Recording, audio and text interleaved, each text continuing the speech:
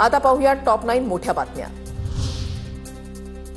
वंचितच्या कार्यकर्त्यांनी बिल्डर सुशील रहेजाच्या ऑफिसची तोडफोड केल्याचं प्रकरण, पोलिसांनी ताब्यात घेतलेल्या वंचितच्या कार्यकर्त्यांना सोडण्याचे कोर्टाचे आदेश। यवतमाळच्या उमरखेडमधील अब्दुल गफूर शहा नगर परिषद उर्दू शाळेमधील विद्यार्थ्यांनी पाकिस्तानी गाण्यावर केलं नृत्य। उमरखेडचे भाजपचे नेते गोपाळ कलानींकडून पोलिसात तक्रार, हे गाणं पाकिस्तानसाठी लष्करी स्फूर्ती गीत म्हणून ओळखलं जातं। सीटीईटी परीक्षा केंद्रावर महिलांना दागिने काढायला लावले, छत्रपती संभाजीनगरमधील परीक्षा केंद्रावरचा प्रकार, दागिने काढून या असा उल्लेख हॉल तिकीटवर नाही, नातेवाईकांकडून आक्षेप। मंगळसूत्र फक्त शोचा दागिना नाही, सौभाग्याचं प्रतीक, सरकारनं लवकर निर्णय घेऊन ही नियमावली बदलावी, अंबादास दानवेंची मागणी।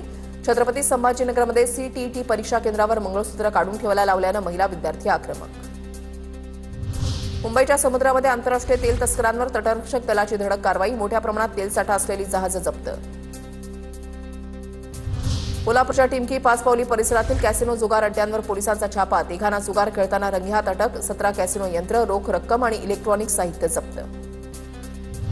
मंगळवारपासून 12वी बोर्डाच्या परीक्षा, कॉपीमुक्त वातावरणामध्ये परीक्षेसाठी कडक नियम, केंद्राभोवती 500 मीटर परिसरातील झेरॉक्स दुकानं बंद ठेवा, राज्य मंडळाचे निर्देश। मुख्यमंत्री देवेंद्र फडणवीसांनी येवल्यामध्ये हातमागावर विणले पैठणीचे वस्त्र, स्वतःचा फोटो असलेलं पैठणी वस्त्र पाहून मुख्यमंत्री फडणवीस आनंदित। आता पाहूया टॉप 9 महत्त्वाच्या बातम्या। मुंबईतील मालाडमधून अवैध वास्तव्य करणाऱ्या 4 बांगलादेशी नागरिकांना अटक, आरोपींकडून बांगलादेशी नागरिकत्वाशी संबंधित महत्त्वाची माहिती जप्त। छत्रपती संभाजीनगरमधील नागरिकांचा पासपोर्ट काढण्यासाठी कल वाढला, गेल्या 3 वर्षांमध्ये 68,000 तर गेल्या 1 वर्षामध्ये 25,000 नागरिकांनी पासपोर्ट काढला। संत गजानन महाराजांचा 148वा प्रकट दिन सोहळा, शेगावमध्ये लाखो भाविकांची मांदियाळी, भाविकांना दर्शनासाठी मंदिर रात्रभर खुलं राहणार। झेडपी आणि पंचायत समिती निवडणुकीच्या निकालाआधीच उमेदवाराच्या विजयाचे बॅनर, भोरमधील पंचायत समितीचे भाजप उमेदवार ज्ञानेश्वर पांगारे यांच्या अभिनंदनाचे बॅनर लावल्यानं चर्चा।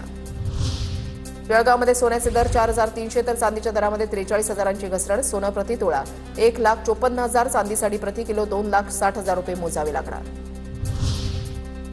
बीड जिल्ह्यामधील नारायणगड आणि भगवानगडाचे महंत एकत्र, महंत शिवाजी महाराज आणि महंत नामदेव शास्त्री यांनी एकाच वाहनातून केला प्रवास, सामाजिक सलोखा राखण्याचा संदेश दिला। यावेळी आमदार सुरेश धसही उपस्थित।